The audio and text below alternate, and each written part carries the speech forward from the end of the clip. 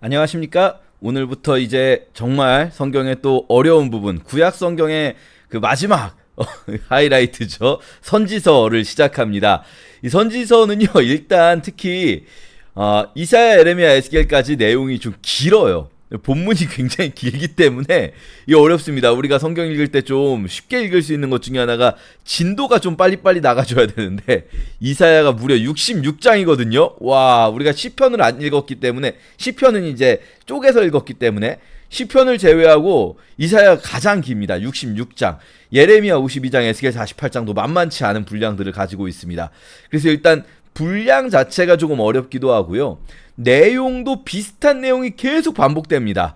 근데 그 비슷한 내용이 또 좋은 내용도 아니에요. 맨 심판과 이런 회개를 촉구하는 내용들입니다. 그러니까 읽기가 굉장히 쉽지 않은 부분입니다. 우리가 정말 힘내서 선지서만 잘 넘어가면, 그러면 선지서만 넘어가면 성경 일독은 이제 그냥 술술 가는 거예요. 왜냐면 신약에는 이렇게 긴 책들이 없어요. 구약에 막 창세기 50장 막 이렇게 시작했잖아요. 그런데 신약에서는 길어봐야 28장 뭐 이렇게밖에 안 되기 때문에 28장도 짧은 건 아니지만 구약에 비하면 훨씬 더 짧고 진도도 쭉쭉 나갈 뿐더러 내용도 우리가 너무 잘 아는 내용들이 많아요. 그래서 이 선지서 앞으로 이사야, 예레미야, 에스겔, 그리고 이제 다니엘은 원래 유대인의 구분에서는 선지서에 들어가진 않지만 우리는 이제 선지서 부분에 들어가 있죠. 그리고 이제 12명의 소예언서, 이 부분 함께 읽을 텐데요. 이 부분을 읽기 전에 우리가 선지서에 대해서 짧게 조금 간단하게만 선지서라는 개념만 잡고 가면, 선지자들이 이사야부터 자기 이름으로 된 선지자들의 책이 나오죠. 그러면 이사야의 시대가 언젠가 우시야와 요담과 아하스와 히스기야 시대 이렇게 나오거든요. 우시야 시대부터라는 거예요. 이때가 BC 8세기입니다. BC 8세기가 언제냐면요, 우시야 왕이 누구냐면, 우리가 기억하실지 모르겠는데 이 당시에 남유다의 왕 우시야, 북이스라엘의 왕 여로보암 때에 이 남유다와 북이스라엘이 솔로몬 시대만큼이나 넓은 영토를 확보하고 가장 국가적으로 부유했을 때가 바로 BC 8세기예요. 이 시기에 이사야를 비롯해서, 이사야보다 조금 더 먼저 호세아, 아모스도 있습니다. 아모스, 호세아 이런 선지자들이 BC 8세기부터 등장해서 이 시기부터 선지자들이 자기 이름으로 된 예언서가 기록되는 사람들이에요. 그러면 이사야 이전의 선지자들보다 이사야 이후의 선지자들이 더 위대해서 자기 이름으로 기록됐는가? 그게 아니죠. 왜냐면 우리가 딱 그냥 가볍게 생각해봐도 위대한 선지자 하면 딱 떠오르는 사람이 엘리야 같은 사람 있잖아요. 아합 때에 엘리야가 있었고, 다윗 때에 나단이 있었고, 뭐 그 외에도 미가야 선지자라든지 선지자들 많이 있지 않습니까?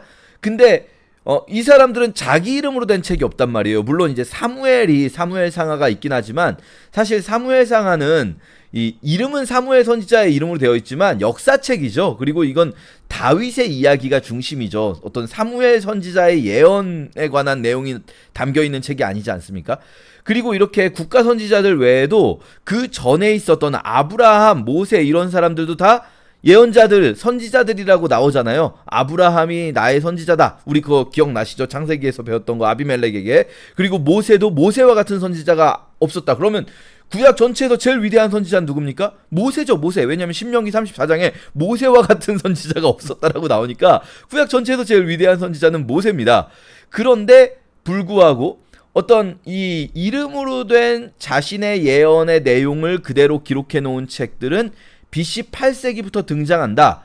왜냐하면 그 이전의 예언자들과 BC 8세기부터 예언자들의 예언의 내용이 많이 달라져요. BC 8세기 가장 부유했던 시기거든요. 그러니까 남유다의 우시야, 북이스라엘의 여로보암 때에 국가가 가장 부강했는데, 그 국가가 부강한 시기에 이들의 영적 상태가 어땠을까요? 안 좋았어요. 그냥 쉽게 말하면 영적 상태가 매우 타락했었어요.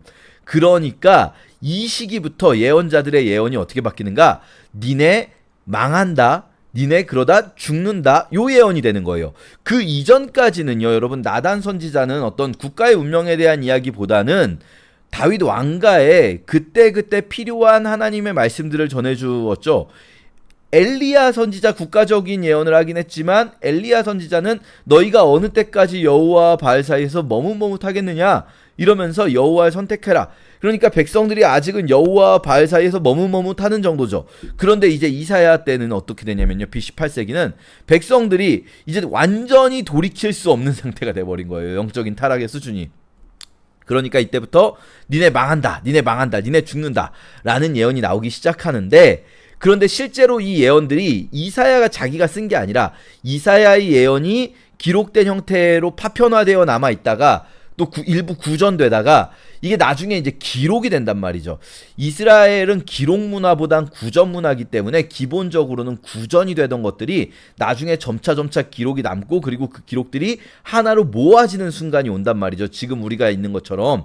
자, 이렇게 이 예언서들이 모아지는 시점이 멸망 이후이기 때문에 지금 우리가 왜 망했을까? 선택받은 백성인 우리가 왜 망했을까를 생각할 때 그 전에 있었던 예언자들도 물론 위대하지만 그 예언자들은 이 역사의 흐름 속에 그 예언자들의 활동을 중심으로 넣었다면, 이사야부터 시작되는 이제 BC 8세기 이후의 예언자들은 물론 상황이 조금씩 바뀝니다. 그러니까 BC 8세기 예언자들은 나라는 굉장히 잘 살고 경제적으로 부강하고, 그리고 종교적인 예식도 화려해지는데 그에 비해서 윤리적으로 타락하고 우상숭배가 만연한 그런 시대가 이사야를 비롯한 BC 8세기의 시대라면, 그 이후에 이제 망해가는 시대, 예레미야의 시대가 있죠. 그리고 망한 이후의 시대도 있습니다. 그리고 포로 귀환 이후의 시대, 이 스가랴, 학개, 말라기 같은 예언자들이 있죠. 이렇게 시대가 조금 다르긴 하지만 이들 모두는 기본적으로 나라가 망하는 것을 이 바탕으로 깔고 있단 말이죠. 그러니까 망한 이후에 기록하는 이 글들을 모아서 기록하는 사람들이 특별히 이 예언자들의 글들을 중요하게 여겼다. 그래서 우리가 이사야서를 읽을 때 배경을 알고 읽어야 돼요. 아, 지금 이 백성들이 영적으로는 굉장히 타락했는데도 불구하고 종교적으로 화려한 예식을 보이고 있고, 그러면서 그것만 있으면 자기들은 하나님께 할 일 다 했다라고 생각하고, 근데 그러면 망해야 되는데 망하는 게 아니라 오히려 진짜로 나라가 부강해지는 그런 상황 속에서 이들의 그런 잘못된 생각들이 강화되고 있는 시점이다. 우리가 제사만 열심히 드리면 하나님은 우리 편, 이 생각이 강화되고 있는 시점에 이사야의 예언이 있다라는 것을 기억하면서 읽으시면 되겠습니다.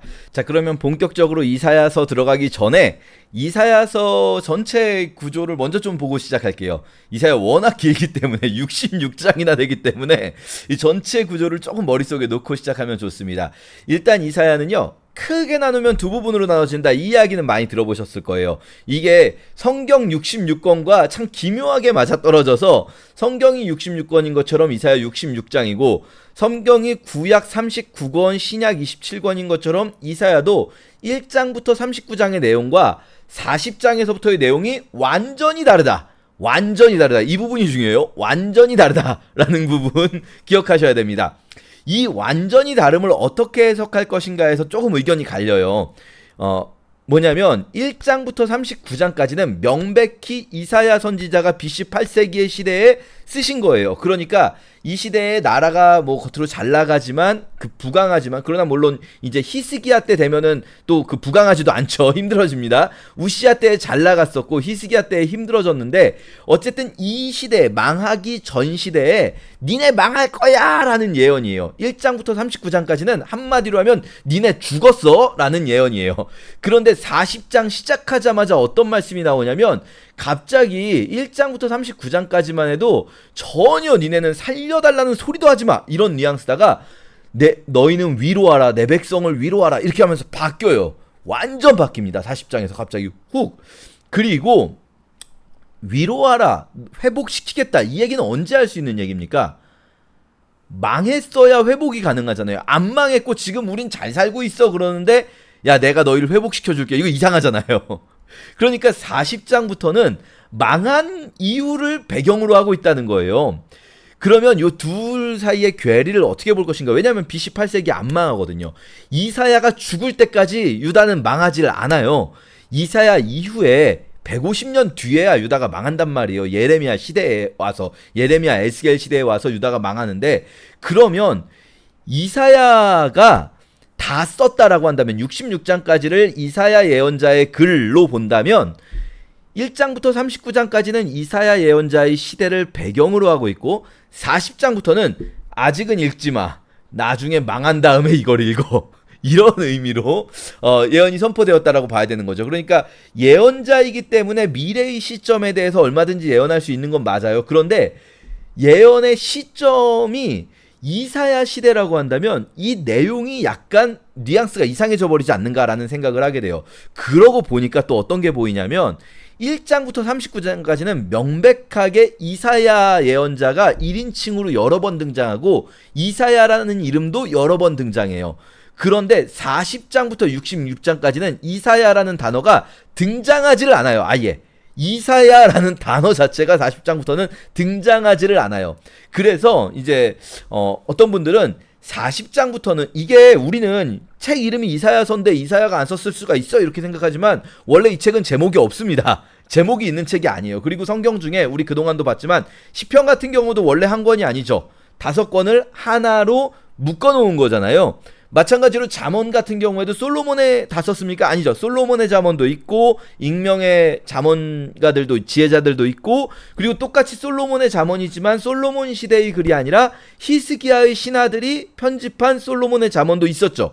이렇게 이제 몇 권을 묶어서 한 권으로 만드는 일들이 종종 있단 말이에요. 성경을 보다 보면. 그러니까 이사야라는 제목이 원래 없는 책이기 때문에 우리가 이제 후대의 이사야라고 부르는 거고 이 책은 앞부분은 이사야 선지자의 글, 뒷부분은 다른 익명의 어느 선지자의 글, 이 익명의 선지자는 멸망 이후의 사람이다 라고 해서 이렇게 두 권을 묶어놓은 것이 아닌가 라고 생각을 할 수가 있어요. 여기에 대해서는 여러분 결론을 내리는 걸 유보하는 게 좋을 것 같아요. 우리가 다 알 수 없으니까. 근데 일단 중요한 건 뭐냐면요. 해석에 있어서 어쨌든 40장 이후는 멸망 이후의 시점의 청중이라고 가정하고 들어야 돼요. 그러니까 이게 이사야 시대에 쓴 글이든 아니면 후대의 다른 예언자, 익명의 어느 예언자의 글이든 중요한 건 40장 이후를 읽을 때는 읽는 내가 청중의 시점이 바뀌어야 한다. 멸망 이후구나. 그래서 갑자기 메시지가 바뀌는구나 라고 생각을 해야 되고요. 40장에서 66장까지가 또 하나의 시점이 아니라 요거를 둘로 나눠야 된다라고 생각하시는 분들, 셋으로 나눠야 된다라고 생각하시는 분들이 있어요. 저희는 요 부분 다룰 때 다시 설명드릴 거지만 좀 심플하게 가서 둘로 나눠서 설명드릴 거예요. 40장에서 66장까지를 두 시대로 또 나눠서 설명을 할 겁니다. 자, 그러면 1장부터 39장까지는 이제 명백히 여기는 이사야 시대 BC 8세기의 글인데 이 부분을 읽으면서도 우리가 조금 이 안에서 구조를 나눌 필요가 있어요. 39장만 해도 굉장히 길잖아요. 자, 그래서 어떻게 나눌 거냐? 1장부터요 6장까지는요 서론격이에요. 왜냐? 우리가 보통 생각할 때 예언자의 예언의 시작이라고 하면 예언자가 내가 예언자로 부름받는 장면부터 나와야 될 것 같잖아요. 실제로 예레미야는 1장에 예레미야 부름받는 장면부터 나오거든요. 이사야는 6장에서 이사야가 부름받는 장면이 나와요. 6장에 그 유명한 이사야가 부름받는 장면, 소명 장면이 나오니까 1장부터 6장까지는 뭔가 서론격인 것 같아. 이렇게 생각하고 보니까 뭐가 보이냐면요. 구조적으로 7장과 39장이 이사야서 전체에서 굉장히 독특한 내용이 되어 있어요. 왜냐? 예언서인 이사야서는 예언의 내용들, 이사야 선지자가 말한 내용들로 기록되어 있단 말이에요, 주로. 그런데 7장은요, 이거는 역사적인 내용이 나와 있어요. 에피소드가 있어요. 그래서 아하스 왕 때의 에피소드가 하나가 나오고요. 그리고 39장에서는 또 하나의 에피소드, 히스기야 왕 때의 에피소드가 나와 있어요. 그러면 지금 7장과 39장, 그러니까 이 이사야 선지자의 글의 본문 부분이 6장에서 이사야의 소명 기사가 있고 7장에서 39장이 이사야의 예언의 본론 부분인데 그 앞과 맨 뒤가 에피소드로 역사적 사건에 대한 에피소드로 앞뒤를 감싸고 있구나. 특히 우시아가 망할 때에 우시아가 망할 때가 아니라 우시아 왕이 죽던 해에 내가 부름받았다 했잖아요. 우시아 왕의 죽음 이후 이스라엘 상황을 나타내주는 에피소드가 맨 앞이고요. 그리고 우시아에서 히스기야까지잖아요. 우시아에서 히스기야 시대까지인데 히스기야 시대의 에피소드가 39장에서 마무리된단 말이죠. 이렇게 두 에피소드를 통해서 안에 있는 이사야의 예언의 메시지가 어떤 역사적 배경 속에서 어떤 내용으로 전달되었는지를 보여주고 그리고 그 안에다가 메시지를 담아놨구나. 이런 샌드위치 같은 구조를 가지고 있구나. 샌드위치가 빵과 빵 사이에 햄이 들어가지 않습니까? 그러니까 이 빵과 빵이 마치 역사적 에피소드들 같은 거예요. 요렇게 구조가 짜여있구나 라고 한다면 오늘 우리가 볼 1장부터 5장은 서론이구나 라는 걸 알 수가 있는 거죠. 1장부터 5장에 서론이 있고 6장에서 부름받은 장면이 나오는 거예요. 그럼 1장부터 5장의 서론은 시기적으로 생각할 때는 지금 6장에서 물론 이게 꼭 시간 순서대로 기록되어 있는 건 아닐 수 있지만 해석자의 입장에 성경을 읽는 사람의 입장에서 자연스럽게 머릿속에 떠올려지는 역사적 배경은 바로 우시야 시대인 거예요. 6장 1절에 우시야 왕이 죽던 해로 시작하니까 우시야 시대 말씀드렸던 BC 8세기 중에서도 가장 부강했던 시대, 국가적으로 부유하고 막 부강했던 그 시대에 예언자가 어떤 죄악들을 보았는가, 이스라엘 백성들에게 어떤 죄악을 보았는가가 1장부터 5장까지, 그리고 이것이 앞으로 이사야 전체에서 이사야가 말할 이스라엘 백성이 멸망하게 되는 직접적인 이유를 머릿말에서 이미 다 설명해 주고 있다라는 걸 생각하면서 1장부터 5장을 읽으시면 되는 거예요. 이사야 1장부터 좀 볼게요. 하늘이여 들으라, 땅이여 귀를 기울이라. 굉장히 웅장하고 장엄하게 시작됩니다. 사실 저희가 뭐 거기까지 보진 않을 건데요. 이사야서는 재판의 맥락으로 나오고 있어요, 기록이. 그러니까 하늘과 땅을 호출하는 것은 증인들을 호출하는 거예요. 그래서 하늘과 땅을 증인으로 삼아놓고 한번 재판해보자 라는 거예요. 니네 잘했냐 잘못했냐 라는 거죠. 여호와께서 말씀하시기를 내가 자식을 양육했는데 그들이 나를 거역했다. 이거 자식 키워봤자 소용없다라는 것과 좀 비슷한 느낌이지 않습니까? 야, 소도 임자를 알고 나귀도 주인을 아는데 이스라엘은 그렇지 못했다 하면서 이스라엘의 죄악을 이렇게 말씀을 하십니다. 이 내용 읽어보시면 이스라엘의 죄악을 이렇게 표현하고 있구나 라는 것을 어렵지 않게 알 수가 있고요. 이제 오늘 읽을 부분에서는요, 오늘 1장부터 5장에선 포도원, 이 포도원, 이스라엘을 포도원으로 비유하시는 이 비유를 계속 붙잡고 읽으셔야 돼요. 그리고 쭉 1장부터 5장까지 가면서 5장 마지막에서 포도원 농부의 비유가 나오는 거예요. 내가 사랑하는 자의 포도원을 노래하겠다. 내가 사랑하는 자에게 포도원이 있어서 정말 기름진 산에 포도원을 뒀는데 문제는 그 포도원이 배신했다. 포도원이 열심히 가꿨는데 들 포도를 맺었다. 그러면 나와 포도원 사이에서 한번 재판해봐라. 이 포도원 이거 그대로 놔둬야겠냐? 이 포도원이 잘한 거냐 지금? 요렇게 말씀하시면서 이스라엘을 하나님의 포도원으로 비유하고 있는 것이 1장에서부터 이제 시작이 되고 있다라는 겁니다. 자, 그러면서 1장을 읽으실 때 하나님께서 이들의 죄악을 이렇게 심판하시는데 첫 번째로 표현되는 것 중에, 강조되는 것 중에 관원들이에요. 관원들, 고관들. 너희 이 소돔의 관원들아. 소돔이라는 건 실제 그 소돔을 이야기하는 것이 아니고 이스라엘을 소돔과 고모라로 표현하고 있는 겁니다. 망해야 될 나라들이잖아요. 망해야 될 도시국가들로 이스라엘을 표현하고 있는 거예요. 니네들 망해야 되는데 니네들 왜 망하는지 지금부터 한번 얘기해보자. 니네 관원들, 니네들이 정말 악을 행했다. 니네가 나한테 재물은 많이 가져온다. 자, 1장에서 정말 여러분이 귀를 기울이셔야 되는 게 뭐냐면요, 종교적인 행위를 안 했기 때문에 망하는 게 아니에요. 예배 주일날 안 와서 망하는 게 아니고요. 주일 성수 안에서 망하는 게 아니고 헌금 안에서 망하는 게 아니에요. 거꾸로 BC 8세기의 이들은 엄청나게 화려한 예배를 드렸어요, 하나님께. 니네들이 수장의 번제와 살찐 짐승의 기름에 나를 배부르게 했다. 나는 계속 가져왔지만 나는 그걸 기뻐하지 않는다. 야, 니네들 누가 이렇게 마당만 밟게 했냐? 누가 니네들 이렇게 내 앞에서 마당만 밟는다는 게 어떤 의미인지 아시겠죠? 진짜 나와의 교제로 나오지 못하고 내게까지 나오지 않고 내 집 마당에서 니네끼리 재밌게 놀다 가네? 이런 느낌인 거예요. 누가 내가 그런 거 가지고 오라고 했냐? 헛된 재물 가지고 오지 말아라. 이 재물로 분양하는 제단에 태우는 것 내가 가증히 여기는 거다. 이거 가증히 여기는 봐요. 이건 진짜 번역을 아주 부드럽게 완화시킨 겁니다. 요 다른 성경에는 역겹다 이렇게까지 번역이 되어 있어요. 월삭과 안식일과 대회로 모이는 것들, 성회, 악을 행하는 것 내가 견디지 못하겠다. 자 보세요. 무엇이 잘못입니까? 너희가 안식일, 월삭, 성회 같은 종교적 행위를 안 하는 게 문제가 아니라 그런 종교적 행위를 하면서 악을 행하는 걸 내가 견디지 못하겠다. 그러니까 종교적 행위를 차라리 안 하면서 악을 행하는 것도 아니고 종교적 행위는 화려하게 하는데 악을 행하는 거예요. 예배 열심히 드리고 주일 성수 열심히 드리면서 삶에서는 악을 행하는 그것들 때문에 하나님이 역겹다라고 하시는 거죠. 너희가 월삭과 정한절기 예배 드리는 거 내가 그걸 싫어하니 내게 그게 무거운 짐이다. 나는 이제 지쳤다.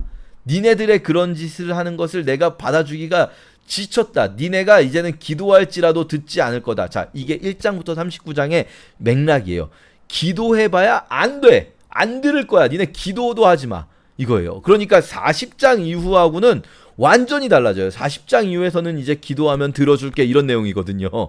그러니까 이것은 하나님이 변하신 게 아니라 백성들의 상황이 바뀐 겁니다. 백성들이 교만해 있고 부유하다고 제사를 화려하게 드릴 때는 야 니네 그렇게 한다고 해서 내가 니네들 받지 않을 거야 라고 말씀하시다가 백성들이 망하고 이제 우리는 망했어요 어떡합니까 하고 있을 때에는 이제 내가 너희를 위로해 줄게. 나에게 기도해 내가 들어줄게 라고 말씀해 주시는 거죠. 1장에서 전반적인 내용은 이렇게 패역한 백성들을 향한 메시지가 전반적으로 흐르는데 조금 디테일하게 보면 1장은 주로 고관들 이야기가 많이 나와요. 고관들. 그러니까 이 정치적, 행정적 지도자들. 정치적 지도자들의 죄악, 그 속에서 그들이 무엇을 했습니까? 도둑과 착하고 뇌물을 사랑하고 예물을 구하고 고아를 위하여 신원하지 않으며 과부의 송사를 수리하지 않는 이런 사회적 악을 이야기해요. 이사야서의 배경, BC 8세기 예언서 공통적입니다. 아모스 호세아도 마찬가지예요. 이사야서와 미가서까지 BC 8세기 예언서의 공통적 배경은 종교적 악이 아니에요. 사회적 악. 그들이 종교적으로는 열심히 예배를 드리고 있는 그들이 사회적으로는 악을 행하고 있다는 거예요.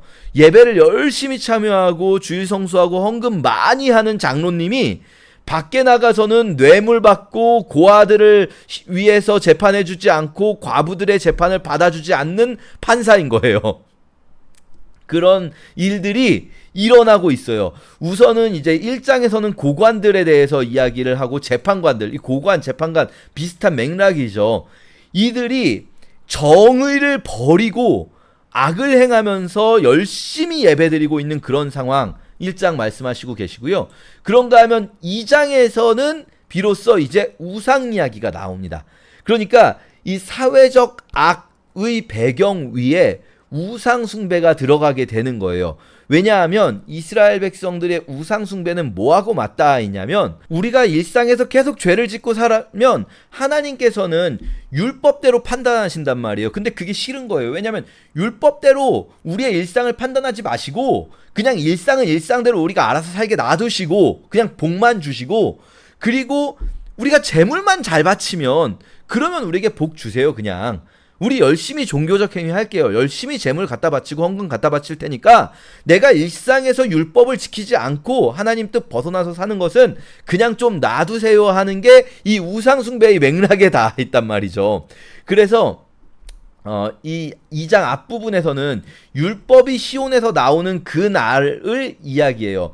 이제 지금 우리가 사는 그런 삶이 아니라 말일에는 하나님의 율법이 하나님의 성산으로부터 나오는 시대가 올 거다. 지금은 어떠한가? 지금은 동방풍속이 가득하며 블레셋 사람들과 같이 점을 치며 이방인과 더불어 손을 잡아 언약하는 이렇게 해서 우상이 가득한 시기란 말이죠. 지금 이 블레셋 사람 점치고 동방풍속, 이 동방이라고 하면은 메소포타미아 지역이겠죠. 그렇게 살면 좀 망해야 되는데 근데 은금이 가득하고 보화가 무한해요. 그러니까 이들이 악을 행하고 하나님 떠나서 헌금만 잘하는데 근데 나라가 부강해지는 거예요. 여러분 이거 참 우리가 남 얘기가 아닌 것 같다. 멀리 있는 얘기가 아닌 것 같다. 이런 생각하게 되지 않습니까? 이들은 분명히 그렇게 생각했을 거예요. 하나님께 복받았다. 야, 겉봐라, 내가 믿음이 좋으니까 하나님께 복받았다.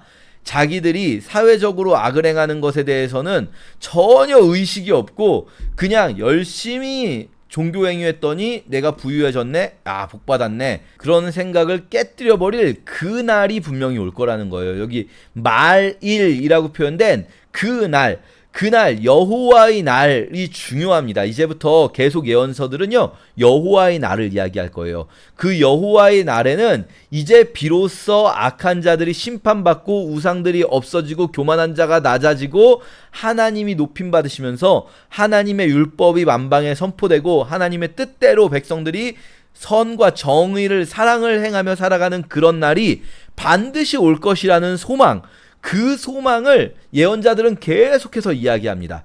그 소망이 있어야 우리가 이 땅에서 하나님 뜻대로 살아갈 수 있는 힘을 얻을 수 있기 때문인 거죠. 자, 그렇게 3장으로 가면요, 이제 3장에서는 하나님께서 이것 모든 것을 제하여 버리시는데, 여러분 조금 읽기 어려운 거는 1, 2, 3장 내용이 변화가 없는 것처럼 느껴지실 수도 있어요. 그 말이 그 말 같은데 이게 계속 이어져요. 39장까지 그 말이 그 말 같은데 아 너무 힘든데 이럴 수도 있지만, 조금 예민하게 보시면 3장에서는 어떤 내용이 나오냐면 지도자들을 없애버리실 거다. 예루살렘과 유다가 의뢰하며 의지하는 것을 없애버리실 건데, 양식과 물과 그리고 이 2절과 3절에 보시면 지도자급 되는 사람들을 다 없애버릴 거다. 왜냐면 그 지도자급 되는 사람들의 악이 크거든요. 결국 이 백성의 죄악은 어디로부터 오는가? 지도자들의 죄악으로부터 온다. 그래서 이 지도자들을 없애버리시면 소년들을 고관으로, 아이들이 그들을 다스리게 한다라는 표현은 실제로 어린이들을 이야기하는 것이 아니고요. 이것은 일종의 관용적 표현으로 어린 사람들을 어리석은 사람들 이렇게 표현하기도 했습니다. 고대 사회의 맥락으로 봐야 돼요. 지금 현대인의 어떤 인권 감수성으로 보면서 왜 아이들을, 어리석은 사람을 표현하는데 아이들을 사용하냐, 이거는 정말 감수성이 떨어지는 잘못된 행위야, 이렇게 보지 마시고 그 시대의 관용적 표현이다, 그냥 그렇게 보면 됩니다. 우리 시대에도 우리 시대의 관용적 표현이 있잖아요. 뭐 김치찌개부터 마신다 그러면 김치찌개 집들은 다 들고 일어나야 됩니까? 김치찌개라는 것이 헛물 켠다라는 표현이면 김치찌개 파는 사람들 무시하는 겁니까 지금? 이렇게 말하는 거는 정말 무식한 소리죠. 관용적 표현이라는 거는 그 안에 그 단어를 비하하는 의도가 담겨 있다기보다는 사람들이 이미 그렇게 많이 쓰고 있는 것을 사용하는 거니까요. 그 시대의 감수성을 가지고 좀 읽어주시면 좋겠어요. 자, 이 어린이들이라는 거는 실제 어린이들을 고관 삼는다는 게 아니라 그렇게 경험이 없고 지혜가 없는 사람들, 그렇게 다스릴 수 있는 능력이 없는 사람들을 고관으로 삼게 한다. 그렇게 하면 백성들은 서로를 학대할 거고 이웃을 잔해할 거고 서로가 서로에게 교만해질 것이에요. 그리고 다스릴 사람이 없어지니까 사람들이 자기 형제를 붙잡고 말하기를 네게는 겉옷이 있으니 우리의 통치자가 되어 이 폐허를 내 손아귀에 두라. 이 무슨 말입니까? 이게 돈 있는 사람한테 그냥 진정한 지도자가 없으니까 야, 너 번드르르한 옷 있다는 거예요. 겉옷이라는 게 우리식으로 표현하면은 야, 너 고급 정장 있으니까 네가 가서 통치자가 되면은 네가 이 폐허를 네 손아귀에 둘 수 있을 거야. 지금 이 1, 2, 3, 4, 5장 전부 다 어떤 상황을 배경으로 하고 있냐면요, 지금은 굉장히 부유한데 멸망시키시는 상황이 있다는 거예요. 멸망되고 나면 지도자들도 다 제거될 것이고, 멸망되고 나면은 폐허가 돼서 이제는 누구라도 돈 좀 있는 사람, 겉옷 정도만 있어도 번드르르한 차 정도만 끌고 다니는 사람이 와서 내가 여러분을 이끌게요 하면은 사람들이 받아들이게 되는 그런 상황을 이야기하는 거예요. 그런데도 어떻게 합니까? 그날에 그 부유한 형제가 소리 높여서 야, 나는 안 해. 내가 왜 그거래? 야, 나 가난해. 날 백성의 통치자로 삼지 마라. 왜냐면은 통치자가 돼봐야 좋은 게 아무것도 없어요. 고치는 자일 뿐이에요. 다 폐허가 됐기 때문에 야, 그 폐허가 된 거 내가 가져서 뭐하냐, 이런 시대가 올 거라는 거예요. 지금하고 달리 지금은 막 서로 이 고관이 되겠다고 난리치는데 망하는 시기가 올 거다라는 거예요. 그래서 3장에 쭉 이런 말씀들이 쭉 있습니다. 그리고 이제 4장에서 그날 또 이야기합니다. 그날에 이게 여러분 4장 1절 조금 이거 어려운 부분이 4장 1절은요 3장 마지막에 연결되는 거예요. 그 망한 날. 그 망한 날에 너희 장정들과 용사들이 다 망하고 성문은 슬퍼하고 곡하고 다 멸망한 그 날에 4장 1절이 있어요. 그래서 4장이 이 1절은 사실은 3장 마지막에 붙으면 좋습니다. 왜냐면 이게 장절 구분이 원래 성경 원문에 있는 게 아니고 후대에 해놓은 건데 사실 이 4장 1절은 3장 마지막 절에 붙으면 더 자연스러워요, 내용이. 그래서 그 멸망한 그날에 7 여자가 한 남자를 붙잡고 말하기를 우리가 우리 떡을 먹으면 우리 옷을 입을 거니까 다만 당신의 이름으로 우리를 부르게 해달라. 이게 무슨 말이냐면 남편 되어주세요.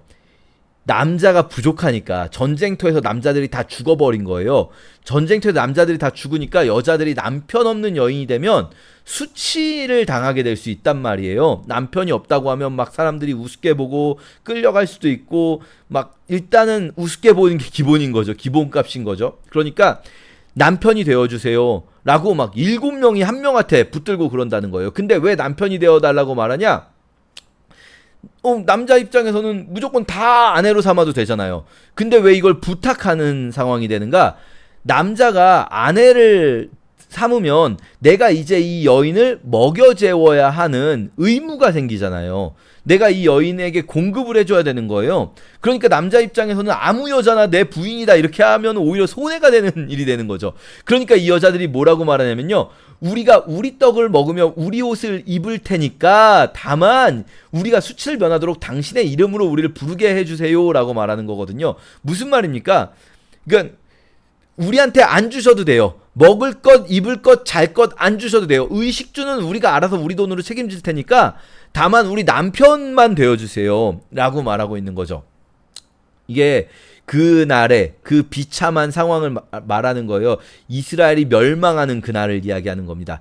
그런데 이 부분을 조금 우리가 뭐랄까요, 신약적으로 해석을 해본다면 혹은 좀 영적으로 해석해본다면 그날에 멸망하는 날에야 사람들은 깨닫게 될 거라는 거예요. 내가 내 남편에게 무슨 부와 명예와 하나님 섬기고 이렇게 남편을 얻으면은 남편이 내 먹을 것 입을 것 챙겨주는 것처럼 하나님을 섬긴다는 것이 나의 먹을 것 입을 것에 관한 문제였던 거예요. 그 전까지 하나님을 섬기면 내가 부유해지고 내가 권력이 생기고 이런 내 기초적인 생활이 좋아지는 이런 것이 하나님 섬기는 것이라고 생각했다가 이제 그날이 되면 비로소 그들이 알게 될 거라는 거예요. 나 부자 안 돼도 좋고 나 권력자 안 돼도 좋으니까 그저 하나님의 이름으로 나를 부르게만 해주세요.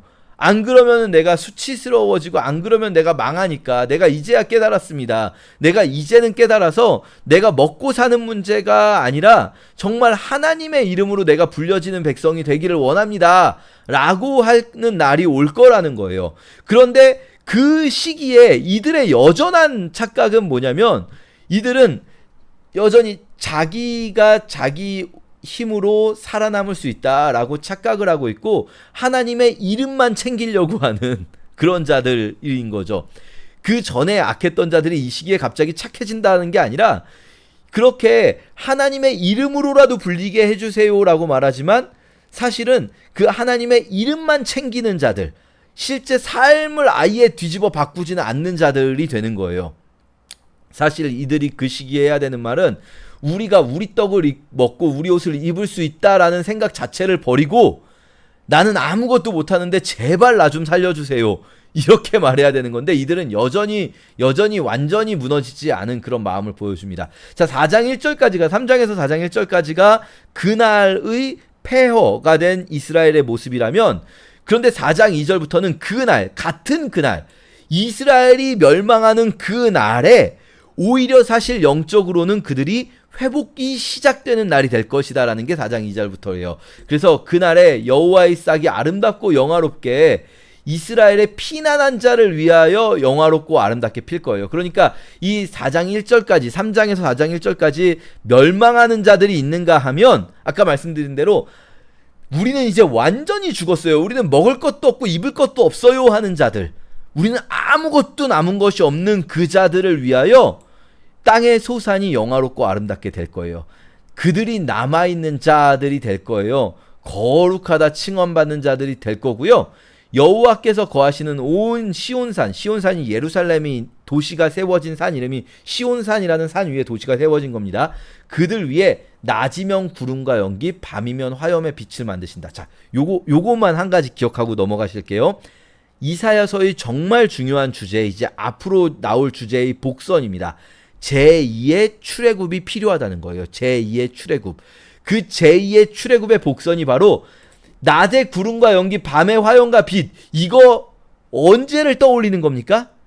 출애굽의 광야 생활이잖아요. 그쵸? 낮에 구름과 연기, 밤에 화염과 빛. 그리고 초막.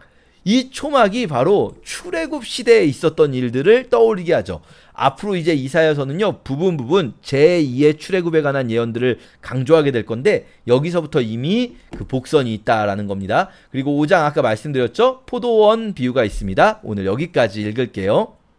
이사야 제 1장. 유다왕 우시아와 요담과 아하스와 히스기야 시대에 아모스의 아들 이사야가 유다와 예루살렘에 관하여 본 계시라. 하늘이여 들으라, 땅이여 귀를 기울이라. 여호와께서 말씀하시기를, 내가 자식을 양육하였거늘 그들이 나를 거역하였도다. 소는 그 임자를 알고 나귀는 그 주인의 구유를 알건만은 이스라엘은 알지 못하고 나의 백성은 깨닫지 못하는도다. 슬프다 범죄한 나라요, 허물진 백성이요, 행악의 종자요, 행위가 부패한 자식이로다. 그들이 여호와를 버리며 이스라엘의 거룩하신 이를 만홀히 여겨 멀리하고 물러갔도다. 너희가 어찌하여 매를 더 맞으려고 패역을 거듭하느냐. 온 머리는 병들었고 온 마음은 피곤하였으며 발바닥에서 머리까지 성한 곳이 없이 상한 것과 터진 것과 새로 맞은 흔적뿐이거늘 그것을 짜며 싸매며 기름으로 부드럽게 함을 받지 못하였도다. 너희의 땅은 황폐하였고 너희의 성읍들은 불에 탔고 너희의 토지는 너희 목전에서 이방인에게 삼켜졌으며 이방인에게 파교됨같이 황폐하였고 딸 시온은 포도원의 망대같이 참외밭의 원두막같이 애워싸인 성읍같이 겨우 남았도다. 만군의 여호와께서 우리를 위하여 생존자를 조금 남겨두지 아니하셨다면 우리가 소돔 같고 고모라 같았으리로다. 너희 소돔의 관원들아, 여호와의 말씀을 들을지어다.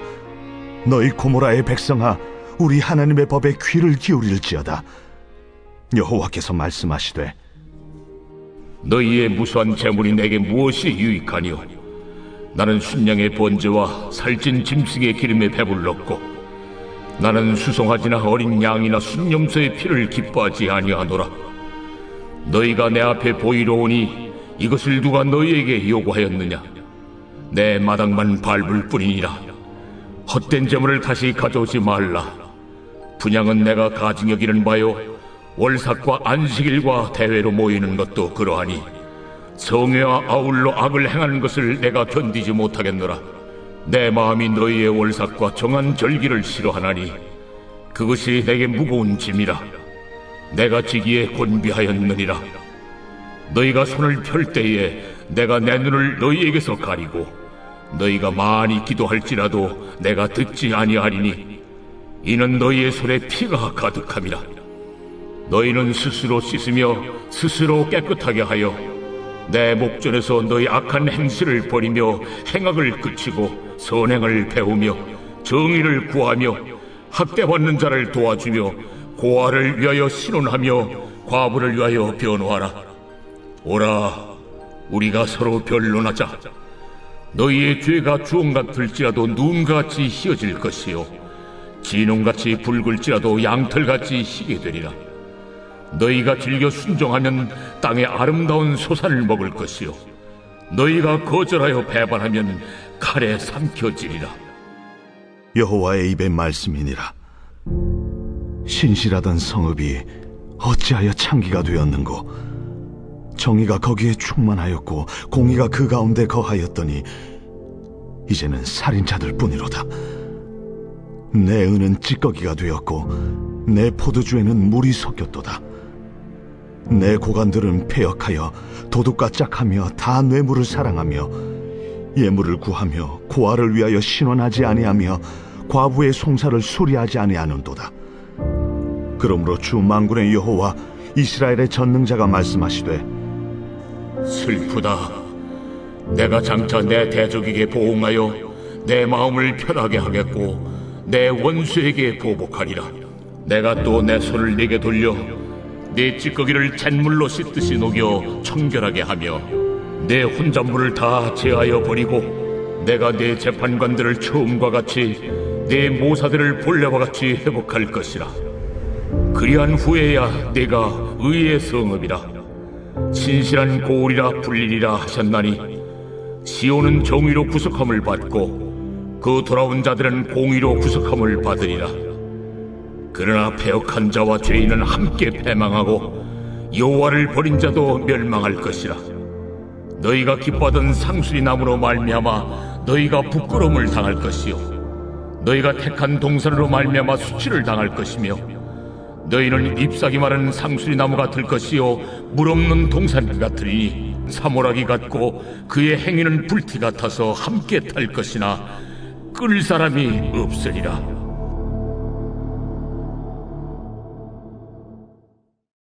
제 2장.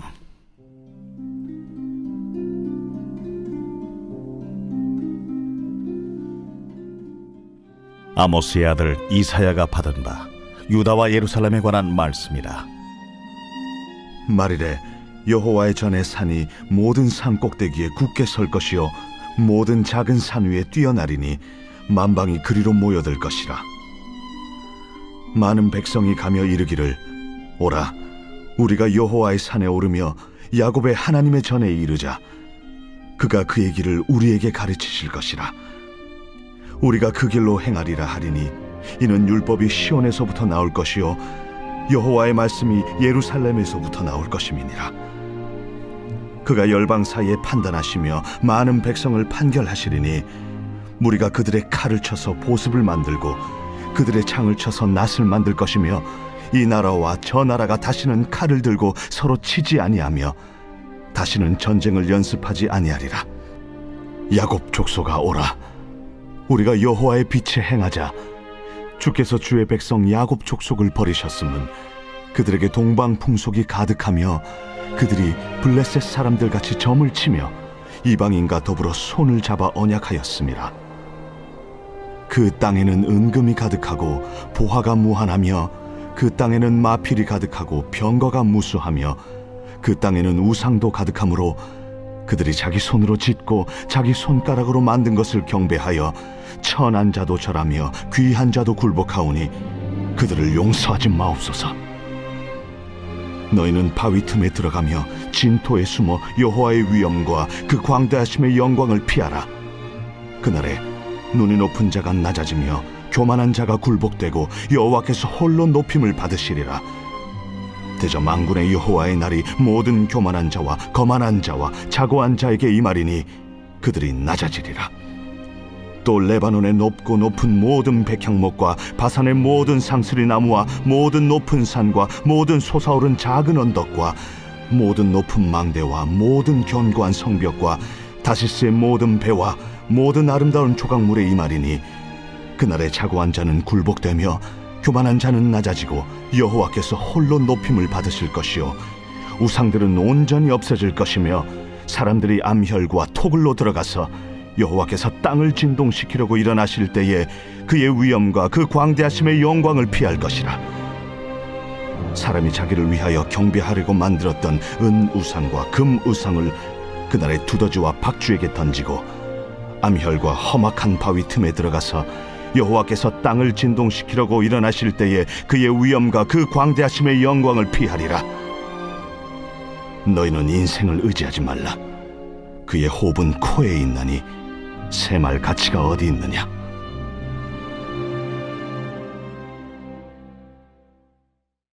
제 3장. 보라, 주 만군의 여호와께서 예루살렘과 유다가 의뢰하며 의지하는 것을 제하여 버리시되 곧 그가 의지하는 모든 양식과 그가 의지하는 모든 물과 용사와 전사와 재판관과 선지자와 복술자와 장로와 50부장과 귀인과 모사와 정교한 장인과 능란한 요술자를 그리하실 것이며 그가 또 소년들을 그들의 고관으로 삼으시며 아이들이 그들을 다스리게 하시리니 백성이 서로 학대하며 각기 이웃을 잔해하며 아이가 노인에게 비천한 자가 존귀한 자에게 교만할 것이며 혹시 사람이 자기 아버지 집에서 자기의 형제를 붙잡고 말하기를 내게는 겉옷이 있으니 너는 우리의 통치자가 되어 이 폐허를 내 손 아래로 두라 할 것이면 그날에 그가 소리를 높여 이르기를 나는 고치는 자가 되지 아니하겠노라. 내 집에는 양식도 없고 의복도 없으니 너희는 나를 백성의 통치자로 삼지 말라 하리라. 예루살렘이 멸망하였고 유다가 엎드러졌음은 그들의 언어와 행위가 여호와를 거역하여 그의 영광의 눈을 범하였습니다. 그들의 안색이 불리하게 증거하며 그들의 죄를 말해주고 숨기지 못함이 소돔과 같으니 그들의 영혼에 화가 있을진저 그들이 재앙을 자취하였도다. 너희는 의인에게 복이 있으리라 말하라. 그들은 그들의 행위의 열매를 먹을 것이며 악인에게는 화가 있으리니 이는 그의 손으로 행한 대로 그가 보응을 받을 것임이니라. 내 백성을 학대하는 자는 아이요 다스리는 자는 여자들이라. 내 백성이여 내 인도자들이 너를 유혹하여 내가 다닐 길을 어지럽히니라. 여호와께서 변론하러 일어나시며 백성들을 심판하려고 서시도다. 여호와께서 자기 백성의 장로들과 고관들을 심문하러 오시리니 포도원을 삼킨 자는 너희이며 가난한 자에게서 탈취한 물건이 너희의 집에 있도다. 어찌하여 너희가 내 백성을 짓밟으며 가난한 자의 얼굴에 맷돌질하느냐? 주 만군의 여호와 내가 말하였느니라. 여호와께서 또 말씀하시되 시온의 딸들이 교만하여 드린 목 정을 통하는 눈으로 다니며 아기작거려 걸으며 발로는 쟁쟁한 소리를 낸다. 그러므로 주께서 시온의 딸들의 정수리에 딱지가 생기게 하시며 여호와께서 그들의 하체가 드러나게 하시리라. 주께서 그날에 그들이 장식한 발목고리와 머리의 망사와 반달 장식과 귀고리와 팔목고리와 얼굴 가리개와 화관과 발목 사슬과 띠와 향압과 호심부와 반지와 코고리와 예복과 겉옷과 목도리와 손주머니와 손걸과 세마포 옷과 머리수건과 너울을 제하시리니 그때 썩은 냄새가 향기를 대신하고 노끈이 띠를 대신하고 대머리가 숱한 머리털을 대신하고 굵은 베옷이 화려한 옷을 대신하고 수치스러운 흔적이 아름다움을 대신할 것이며 너희의 장정은 칼에 너희의 용사는 전란에 망할 것이며 그 성문은 슬퍼하며 곡할 것이요 시온은 황폐하여 땅에 앉으리라. 제4장. 그날에 7 여자가 한 남자를 붙잡고 말하기를 우리가 우리 떡을 먹으며 우리 옷을 입으리니 다만 당신의 이름으로 우리를 부르게 하여 우리가 수치를 면하게 하라.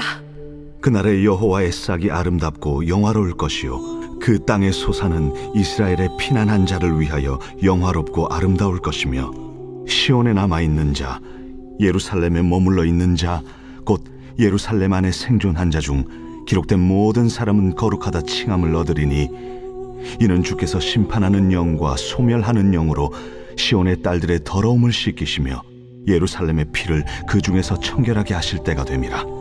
여호와께서 거하시는 온 시온산과 모든 지폐 위에 낮이면 구름과 연기 밤이면 화염의 빛을 만드시고 그 모든 영광 위에 덮개를 두시며 또 초막이 있어서 낮에는 더위를 피하는 그늘을 지으며 또 풍우를 피하여 숨는 곳이 되리라.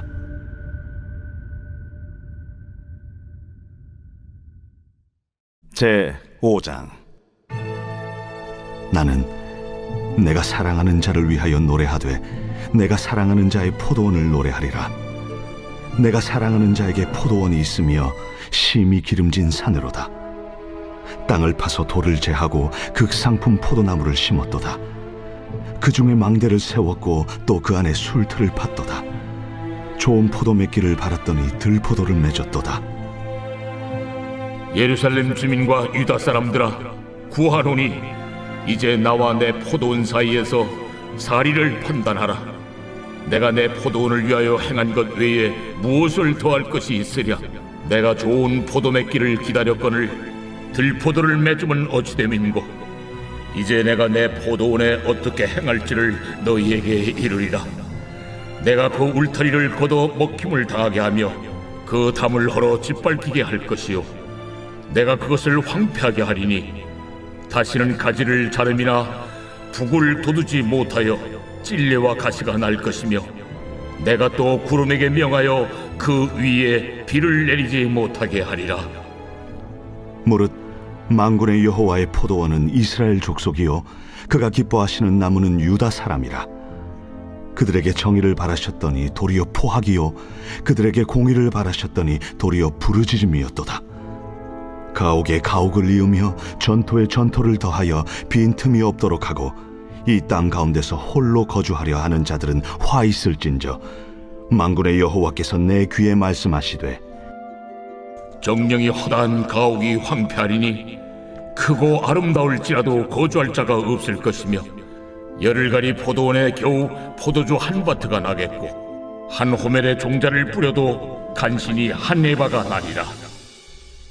아침에 일찍 일어나 독주를 마시며 밤이 깊도록 포도주에 취하는 자들은 화 있을진저, 그들이 연회에는 수금과 비파와 소고와 피리와 포도주를 갖추었어도 여호와께서 행하시는 일에 관심을 두지 아니하며 그의 손으로 하신 일을 보지 아니하는도다. 그러므로 내 백성이 무지함으로 말미암아 사로잡힐 것이요 그들의 귀한 자는 굶주릴 것이요 무리는 목마를 것이라. 그러므로 수월이 욕심을 크게 내어 한량 없이 그 입을 벌린즉 그들의 호화로움과 그들의 많은 무리와 그들의 떠드는 것과 그 중에서 즐거워하는 자가 거기에 빠질 것이라. 여느 사람은 구풀이고 존귀한 자는 낮아지고 오만한 자의 눈도 낮아질 것이로되 오직 만군의 여호와는 정의로우심으로 높임을 받으시며 거룩하신 하나님은 공의로우심으로 거룩하다 일컬음을 받으시리니 그때에는 어린 양들이 자기 초장에 있는 것 같이 풀을 먹을 것이요 유리하는 자들이 부자의 버려진 밭에서 먹으리라. 거짓으로 끈을 삼아 죄악을 끌며 술의 줄로 함같이 죄악을 끄는 자는 화 있을진저, 그들이 이르기를 그는 자기의 일을 속속히 이루어 우리에게 보게 할 것이며 이스라엘의 거룩한 이는 자기의 계획을 속히 이루어 우리가 알게 할 것이라. 악을 선하다 하며 선을 악하다 하며 흑암으로 광명을 삼으며 광명으로 흑암을 삼으며 쓴 것으로 단 것을 삼으며 단 것으로 쓴 것을 삼는 자들은 화 있을진저, 스스로 지혜롭다 하며 스스로 명찰하다 하는 자들은 화 있을진저, 포도주를 마시기에 용감하며 독주를 잘 빚는 자들은 화 있을진저, 그들은 뇌물로 말미암아 악인을 의롭다 하고 의인에게서 그 공의를 빼앗는도다. 이로 말미암아 불꽃이 그루터기를 삼킴같이 마른 풀이 불 속에 떨어짐같이 그들의 뿌리가 썩겠고 꽃이 티끌처럼 날리리니 그들이 만군의 여호와의 율법을 버리며 이스라엘의 거룩하신 이의 말씀을 멸시하였습니다. 그러므로 여호와께서 자기 백성에게 노를 바라시고 그들 위에 손을 들어 그들을 치신지라. 산들은 진동하며 그들의 시체는 거리 가운데 분토같이 되었도다. 그럴지라도 그의 노가 돌아서지 아니하였고 그의 손이 여전히 펼쳐져 있느니라. 또 그가 기치를 세우시고 먼 나라들을 불러 땅끝에서부터 자기에게로 오게 하실 것이라. 보라, 그들이 빨리 달려올 것이로되 그 중에 곰핍하여 넘어지는 자도 없을 것이며 조는 자나 자는 자도 없을 것이며 그들의 허리띠는 풀리지 아니하며 그들의 들매끈은 끊어지지 아니하며 그들의 화살은 날카롭고 모든 활은 당겨졌으며 그들의 말굽은 부싯돌 같고 병거 박히는 회오리 바람 같을 것이며 그들의 부르짖음은 암사자 같을 것이요 그들의 소리 지름은 어린 사자들과 같을 것이라. 그들이 부르짖으면 먹이를 움켜 가져가 버려도 건질 자가 없으리로다. 그날에 그들이 바다 물결 소리같이 백성을 향하여 부르짖으리니 사람이 그 땅을 바라보면 흑암과 고난이 있고 빛은 구름에 가려서 어두우리라.